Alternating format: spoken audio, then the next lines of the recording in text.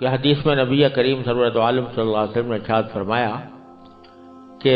دو بھوکے بھیڑیے اگر کسی بکریوں کے گلے میں چھوڑ دیے جائیں، بکریوں کا گلہ ہے اور دو بھوکے بھیڑیوں کو اس میں آزاد چھوڑ دیا جائے، تو وہ جتنا فساد مچائیں گے اس بکریوں کے گلے میں، یعنی جتنی تباہی مچائیں گے، اس سے زیادہ انسان کے دین پر تباہی لانے والی دو چیزیں ہیں، ایک مال کی محبت اور ایک جاہ کی محبت، یعنی دوسروں پر اپنا تسلط جمانے اور دوسروں کے اندر مشہور ہونے اور دوسروں کو اپنا قائل کرنے اور مداح بنانے کی فکر۔ تو یہ جب انسان کے دل پر چھا جاتی ہے تو وہ اس کے دین میں اتنا فساد مچاتی ہے جیسے کہ بھوکا بھیڑیا بکریوں کے گلے میں گھس کر بکریوں کو کھائے گا اور فساد مچائے گا، اس سے زیادہ فساد یہ چیز مچانے والی۔ تو اسی حب جاہ کا ایک نتیجہ یہ ہوتا ہے کہ وہ دوسرے کا مذاق اڑاتا ہے، دوسروں کی برائی کرتا ہے لوگوں کے سامنے، تاکہ لوگ جو ہیں یہ سمجھے بھائی یہ بڑا پاک صاف آدمی۔ تو دوسروں کے اوپر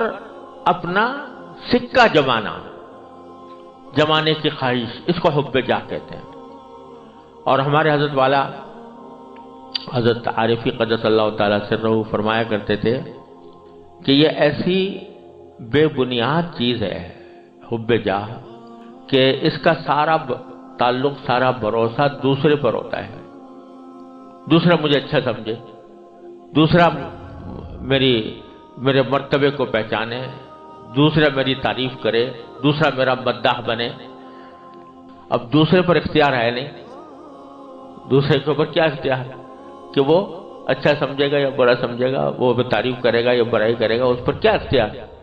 تو ایک ایسی چیز ہے یہ کہ جس کا کوئی اختیار انسان کے پاس ہے نہیں، اپنی سی کوششیں کرتا رہتا ہے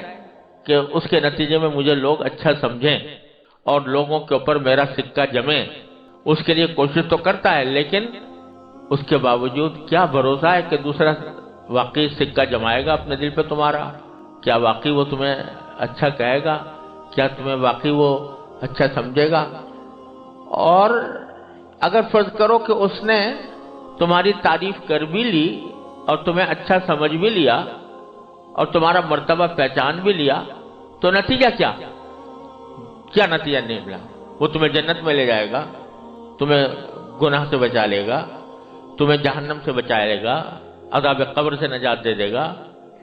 کیا کرے گا؟ اگر اچھا سمجھ بھی لیا اور اس نے تمہاری تعریف کر بھی دی تو کیا ہوگا؟ نتیجہ کیا نکلے گا؟ تو حضرت فرماتے ہیں، اللہ تعالیٰ ان کے درجات بلند فرمایا کرتے تھے کہ آدمی ذرا سا اگر یہ سوچ لے کہ اگر دوسروں میں میری مقبولیت ہو بھی گئی، شہرت ہو گئی، مقبولیت ہو گئی،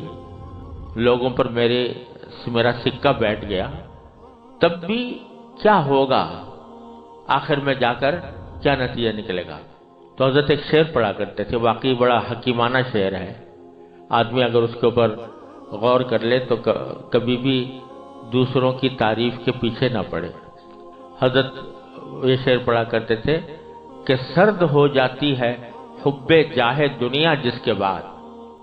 سرد ہو جاتی ہے حب جاہ دنیا جس کے بعد، ایک ذرا سی بات ہے اے دل کہ پھر کیا اس کے بعد، ایک ذرا سی بات ہے اے دل کہ پھر کیا اس کے بعد۔ یعنی اگر یہ سوچ لے آدمی کہ اگر سارے مخلوق جو ہے فرض کرو میری تعریف کر رہی ہے اور مجھے اچھا سمجھ رہی ہے، بڑا سمجھ رہی ہے، اس کے اوپر میرے قابلیت کا سکہ جمع ہوا ہے، میری سخاوت کا سکہ جمع ہوا ہے، تو ہوگا کیا اس کا نتیجہ؟ پھر کیا اس کے بعد؟ اللہ بچائے۔ تو آدمی یہ سوچے کہ کیا یہ لوگ جو تعریف کر رہے ہیں یہ مجھے عذاب قبر سے بچا لیں گے، جہنم سے بچا لیں گے؟ اگر فرض کرو یہ تو تعریف کرتے رہیں اور وہ بہت تمہاری اچھائی بیان کرتے رہیں اور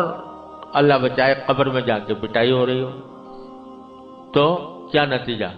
اس تعریف کا؟ اور حدیث میں آتا بھی ہے کہ بعض اوقات ایسا ہوتا ہے کہ کسی شخص کا انتقال ہوتا ہے، وہ اللہ تعالیٰ کے ہاں مبغوض ہوتا ہے، وہ بندہ اس کا انتقال ہوتا ہے، تو اس کے جو پیچھے رہنے والے ہیں وہ اس کو رو رو کر کہتے ہیں کہ یہ بڑا سردار تھا، یہ بڑا خوبیوں کا پہاڑ تھا، وغیرہ وغیرہ، اس کی تعریفیں کر رہے ہوتے ہیں۔ اور قبر میں اس کو عذاب ہوتا ہے اپنے اعمال کی وجہ سے، اور جب عذاب ہو رہا ہوتا ہے تو جو لوگ کہہ رہے ہیں کہ یہ بڑا سردار تھا، تو فرشتے اس کا ایک اور لگاتے ہیں اور لگا کر کہتے ہیں کہ تو ہی تھا وہ سردار، اور وہ کہہ رہے ہوتے ہیں کہ یہ خوبیوں کا پہاڑ تھا، تو فرشتے اور لگاتے ہیں اور کہتے ہیں تو تھا وہ خوبیوں کا پہاڑ جس کو یہ لوگ کہہ رہے ہیں۔ تو ایک ذرا سی بات ہے اے دل کہ پھر کیا اس کے بعد، اگر مخلوق کی تعریف کا اول تو کچھ بھروسہ نہیں، آج تمہاری بات پسند آ گئی ہے اور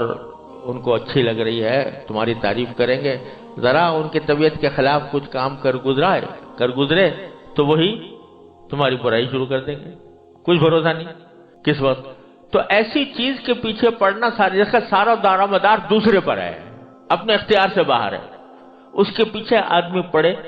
اور اس کی وجہ سے اپنی آخرت تباہ کرے اور گناہوں میں مبتلا ہو، یہ کتنا بڑی بیوقوفی اور حماقت ہے۔